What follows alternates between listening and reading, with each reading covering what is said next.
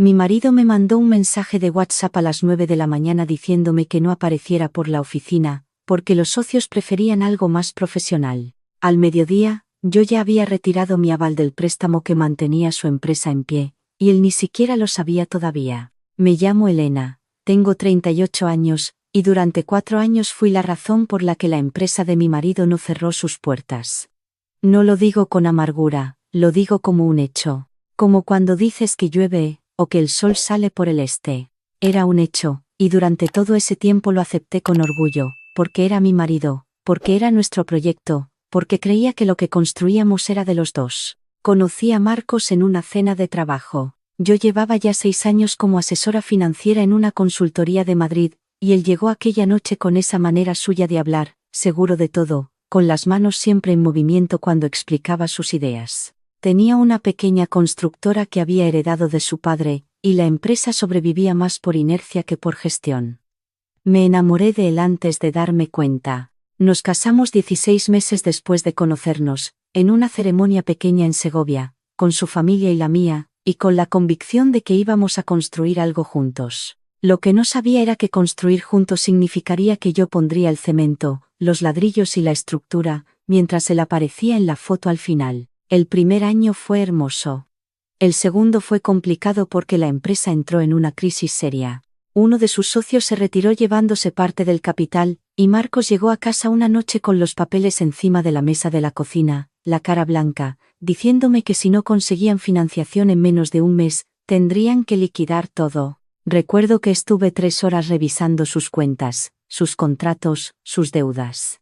Al final de esa noche le dije que había una salida, pero que requería que yo entrara como avalista de un préstamo de 80.000 euros con el banco. Mis ahorros de 10 años de trabajo, más mi firma en un documento que me comprometía personalmente si la empresa no pagaba. Él me miró y me dijo que no podía pedirme eso.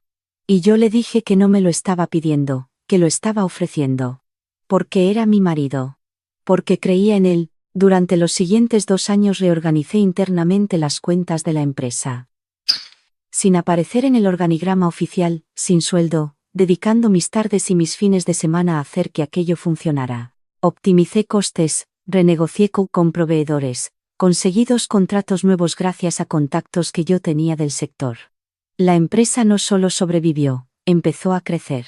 Y Marcos brillaba en las reuniones con los socios, les presentaba los resultados, recibía las felicitaciones, y yo estaba en casa preparando el siguiente informe trimestral. No me importaba. O me decía a mí misma que no me importaba. Que era un trabajo de equipo. Que su éxito era mi éxito. Pero los últimos meses algo había cambiado en él. Llegaba tarde, se ponía nervioso cuando yo miraba su teléfono, aunque fuera por accidente. Dejó de contarme los detalles de las reuniones. Cuando le preguntaba, me decía que estaba estresado, que eran cosas del negocio, que no me preocupara. Y yo, que llevo años leyendo balances y detectando cuando los números no cuadran, empecé a sentir que algo no cuadraba en nosotros. Esa mañana de martes yo estaba en mi oficina cuando vi el mensaje. Lo leí una vez. Lo leí 2 veces. Los socios han decidido que es mejor que no vengas hoy a la reunión de dirección. Prefieren que la presentación sea más formal. Ya te cuento después. Así, con esa tranquilidad. 4 líneas para decirme que no era bienvenida en la empresa que yo había salvado. Llamé a Marcos. No contestó. Lo llamé de nuevo. Nada. Le escribí, preguntando qué estaba pasando. Dejó el mensaje en visto y no respondió. Algo dentro de mí, una cosa fría y muy clara, me dijo que no esperara su explicación. Me dijo que fuera. Cogí mi bolso, avisé a mi jefa de que tenía un asunto personal urgente, y fui en metro hasta la oficina de Marcos en el barrio de Salamanca. Cuando llegué, la recepcionista, una chica joven que me conocía de verme entrar cientos de veces, me miró con una incomodidad que no supo disimular. Me dijo que estaban en la sala de reuniones y que le había dicho que no interrumpiera. Abrí la puerta yo sola. Había 6 personas sentadas alrededor de la mesa. Marcos estaba de pie, con el mando del proyector en la mano, y a su lado, de pie también, había una mujer que yo no había visto nunca. Tendría mi edad, quizás un poco menos. Sonrisa segura, traje oscuro, carpeta de presentación en la mano. En la pantalla detrás de ellos se leía: nueva directora de Finanzas y Estrategia, Sofía Montalbán. Marcos me vio entrar y su cara pasó por 3 expresiones en menos de 2 segundos. Sorpresa. Miedo. Y luego algo que fue mucho más doloroso que cualquiera de las 2 anteriores, molestia. Como si yo fuera la que estaba haciendo algo incorrecto. Elena, ahora no es el momento. Uno de los socios, un hombre mayor al que yo conocía bien porque había cenado en mi casa 3 veces. Bajó los ojos. Ninguno dijo nada. No grité. No lloré. No hice ninguna de las cosas que una parte de mí quería hacer. Miré a aquella mujer, que sostenía mi mirada sin pestañear, y luego miré a Marcos, y lo que sentí no fue rabia todavía, fue algo mucho más frío. Fue la certeza absoluta de que ya sabía todo lo que necesitaba saber. Cerré la puerta al salir. Caminé hasta el ascensor, bajé a la calle, me senté en un banco de la acera con el sol de octubre dándome en la cara, y estuve exactamente 4 minutos respirando. Solo respirando, y en esos 4 minutos tomé todas las decisiones importantes. Primero llamé a mi banco. Les informé de que quería iniciar el proceso para retirarme como avalista del préstamo empresarial vinculado a mi nombre. La gestora me explicó que eso activaba una cláusula de revisión del crédito y que la empresa recibiría una notificación formal, exigiéndoles presentar un avalista alternativo o amortizar el saldo pendiente en un plazo de 30 días. Le dije que lo sabía. Le dije que quería proceder. Luego fui a nuestra cuenta conjunta. Tenía una parte proporcional a mis ingresos de los últimos 2 años, que era exactamente lo que yo había ingresado en ella. No toqué nada de lo que era de los dos, solo transferí a mi cuenta personal lo que era inequívocamente mío. Ni un euro más. Después llamé a mi hermana Pilar, que vivía en Valencia y llevaba meses diciéndome que algo no olía bien en mi matrimonio. Cuando descolgó y escuché su voz, me costó más de lo que esperaba no romperme. Le dije lo que había pasado en 4 frases. Ella tardó 2 segundos en decirme que cogiera lo que necesitara y que me fuera a su casa. Le dije que eso era exactamente lo que pensaba hacer. El piso donde vivíamos era mío. Lo había comprado antes de casarme, con mi dinero, y nunca lo pusimos a nombre de los dos porque Marcos siempre decía que ya lo haríamos cuando hubiera más estabilidad. Ahora ese piso era mi única carta, y no iba a tirarla. Llamé a una agencia inmobiliaria del barrio con la que ya había tenido contacto años atrás cuando pensé en alquilarlo. El agente me dijo que el mercado estaba bien, que un piso de esas características en esa zona se alquilaba en 2 semanas. Le dije que quería alquilarlo, no venderlo, que si podía empezar a enseñarlo esa misma semana, mejor. Llegué a casa a las 3 de la tarde. Marcos no había vuelto. Saqué 2 maletas del armario y empecé a meter ropa, documentos, las joyas que eran mías, algunas cosas que tenían valor solo para mí, el libro que me regaló mi madre el año antes de que muriera, las fotos de mi boda con mi hermana dama de honor. Un diario que llevaba desde los 27 años. Estaba cerrando la segunda maleta cuando escuché la llave en la puerta. Marcos entró con la corbata aflojada y una expresión que quería parecer serena, pero no lo conseguía del todo. Me miró con las maletas. Me miró a mí. Elena, necesito que me escuches. Puedes hablar mientras termino de cerrar esto. Lo de hoy no es lo que parece. Me detuve. Lo miré. Marcos, yo soy asesora financiera. Llevo 4 años mirando los números de tu empresa. Cuando algo no cuadra, lo sé. Y esto lleva meses sin cuadrar. Se pasó la mano por el pelo, un gesto suyo de cuando estaba acorralado. Sofía es una profesional que conocí en un congreso hace unos meses. Los socios consideraron que necesitábamos alguien con experiencia en expansión internacional. ¿Y yo qué soy? Se quedó callado. 4 años, Marcos. El préstamo, los contratos, los fines de semana encima de las cuentas, las cenas con los socios, los informes que presentabas tú porque quedaba mejor, todo eso. ¿Qué soy yo en todo eso? Eres mi mujer. Ah. Volví a cerrar la maleta. Qué conveniente. ¿Puedes dejar de hacer eso un momento, por favor? Que me hablen de una notificación del banco diciéndome que han iniciado un proceso de revisión del aval. Dime que no has hecho lo que creo que has hecho. Lo que has creído nunca ha coincidido mucho con lo que yo he hecho, así que no sé por qué empezar ahora. Se acercó 2 pasos. Su voz bajó de tono, y en ese cambio de tono había algo que nunca le había visto, una frialdad calculada.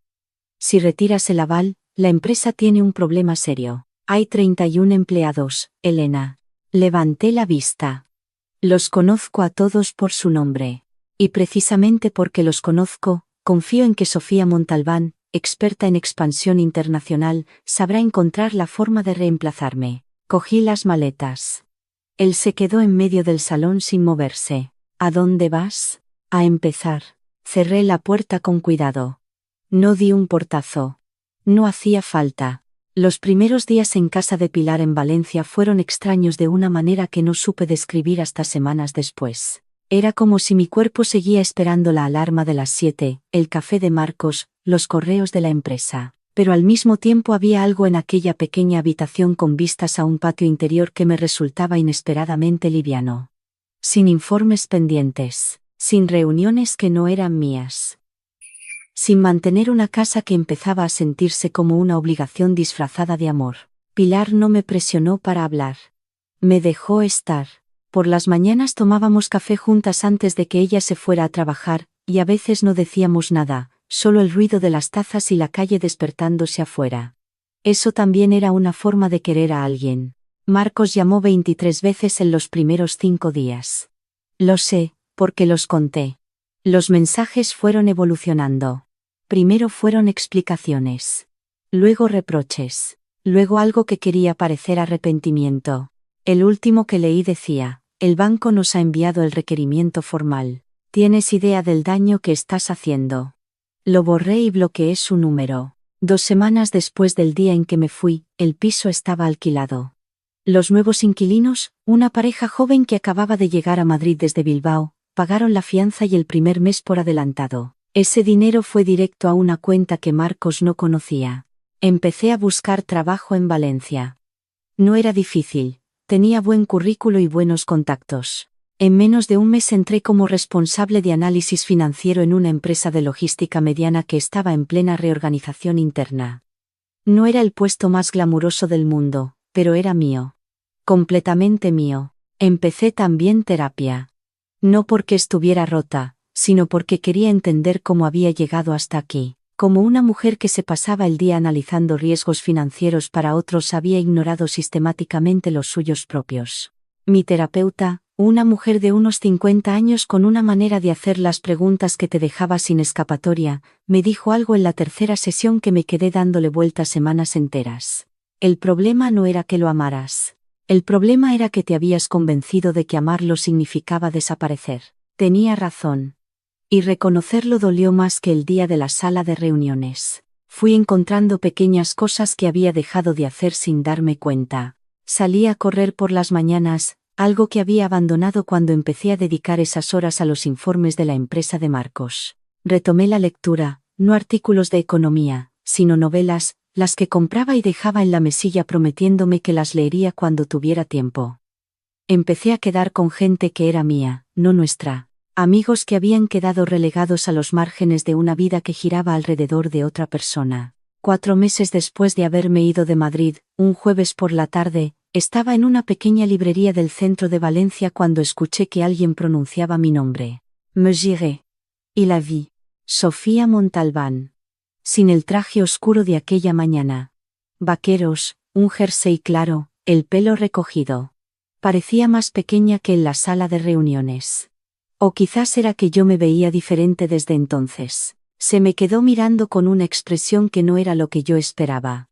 No había arrogancia. Había algo parecido a la incomodidad de quien sabe que tiene algo pendiente con la persona que tiene delante. No esperaba encontrarte aquí, dijo. Ni yo, dudé. Lo que quería hacer era seguir caminando hacia la caja con el libro en la mano y no darle más espacio del que ya había ocupado en mi cabeza durante meses. Pero algo me detuvo. Quizás la misma curiosidad que me hizo abrir aquella puerta en septiembre. Terminé pagando el libro. Cuando salí, ella estaba esperando en la puerta. ¿Puedo invitarte a un café?, me preguntó. Sé que no tienes ninguna razón para aceptar. Ninguna, confirmé. Pero voy a aceptar de todas formas. Nos sentamos en la terraza de un bar a 2 calles de la librería. Pidió un cortado. Yo un agua. Estuvimos un momento sin hablar, con el ruido de la calle entre las dos. Llevan 2 meses sin pagarme, dijo al final. Sin preámbulo. La empresa tiene un problema serio de liquidez desde que se activó la revisión del préstamo. Encontraron un nuevo avalista, pero las condiciones son peores y los plazos los tienen al límite. No di nada. Presenté mi dimisión la semana pasada, continuó. Marcos me dijo que si me iba en este momento era una traición. Que había contado conmigo. Soltó una especie de risa que no tenía humor. Curioso vocabulario para alguien que lleva meses utilizando esa palabra tan alegremente. ¿Por qué me cuentas esto? Me miró. Porque creo que mereces saber que lo que hiciste fue lo correcto. Y porque llevo meses con eso encima. Hizo una pausa. Cuando Marcos me propuso el puesto, me pintó una situación diferente. Me dijo que tú no tenías relación con la empresa, que eras su mujer pero que preferías mantenerte al margen. Que lo que buscaban era profesionalizar la dirección financiera. Bajó los ojos al vaso. Tardé menos de una semana dentro en darme cuenta de que alguien había estado haciendo un trabajo muy serio en esas cuentas durante años. Y de que ese alguien no aparecía en ningún lado. El café llegó. Ella lo cogió con las dos manos. No voy a pedirte que me perdones, dijo. No tengo ese derecho. Solo quería decirte que lo sé. Y que lo siento. Me quedé mirando la calle un momento. Los autobuses pasaban. La gente caminaba. El mundo seguía siendo completamente indiferente a todo aquello. No te culpo a ti, dije finalmente. Tú tomaste una decisión con la información que tenías. Él tomó las suyas, sabiendo perfectamente lo que ocultaba. Levanté los ojos hacia ella. Espero que encuentres algo mejor. Tú ya lo encontraste, parece. No respondí, pero tampoco lo negué. Nos despedimos en la esquina con esa cordialidad extraña de dos personas que comparten una historia sin haberse elegido. La vi alejarse por la acera y pensé que la vida tiene una manera muy particular de cerrar los círculos que uno no pidió abrir. 2 meses después de ese encuentro, recibí un correo de un abogado. Marcos quería iniciar los trámites de separación y había contratado representación legal. Lo leí, lo reenvié a la abogada que yo ya había consultado 2 semanas antes, y seguí con mi día. El proceso fue lo que es, largo, burocrático y agotador a ratos. Pero era limpio. El piso era mío antes del matrimonio y lo seguía siendo. Mis cuentas eran mías. El préstamo del que yo había sido avalista quedó completamente cancelado en el proceso, porque la empresa acabó reestructurándose y pagando las condiciones acordadas con el nuevo avalista. Ya no era asunto mío. Lo vi una sola vez durante todo el proceso de separación, en una reunión de mediación que su abogado solicitó para intentar evitar el juzgado. Llegué puntual. Él llegó 5 minutos tarde. Estaba diferente, no de una manera que me diera satisfacción, solo diferente, como alguien a quien el tiempo ha pasado más rápido de lo que esperaba. Se sentó al otro lado de la mesa y por un momento me miró con algo que no supe identificar bien. Quizás era la misma pregunta que tenemos todos cuando las cosas se terminan, ¿en qué momento exacto empezó a torcerse, y si había habido algún momento en que podría haberse enderezado? La mediadora habló primero. Luego el abogado de él. Luego mi abogada. Yo hablé lo justo. No había nada que explicar que no estuviera ya en los documentos. Cuando terminó la reunión y recogíamos nuestras cosas, Marcos esperó a que los abogados salieran y se acercó un momento. ¿Estás bien?, me preguntó. Era una pregunta tan simple que casi me pareció cruel por lo tarde que llegaba. Sí, le dije. Y era verdad. Empezó. Se detuvo. Probó de nuevo. Cometí un error muy grande, Elena. Con todo. Con la empresa, con Sofía, contigo. Lo sé. Lo miré. No sentía rabia. Llevaba meses sin sentirla, y eso me había costado entenderlo, porque al principio pensé que no sentir rabia significaba que algo en mí no funcionaba bien. Luego entendí que era lo contrario, que la rabia que había sentido aquel día en la acera de Salamanca me había dado la energía para hacer todo lo que hice.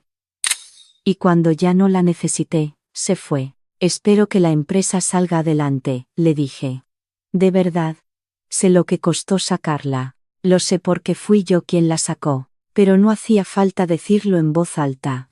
Él también lo sabía. Salí del edificio a la calle y me fui directamente al mercado central a comprar naranjas. Era jueves, el mercado estaba lleno, y había un señor mayor que vendía la fruta con más entusiasmo del que yo había visto en mucho tiempo, como si cada naranja fuera un pequeño milagro personal. Le compré 2 kilos y volví a casa caminando despacio, con la bolsa en la mano y el sol de Valencia haciendo lo que sabe hacer, que es llenarlo todo de una luz que parece prestada de algún sitio mejor.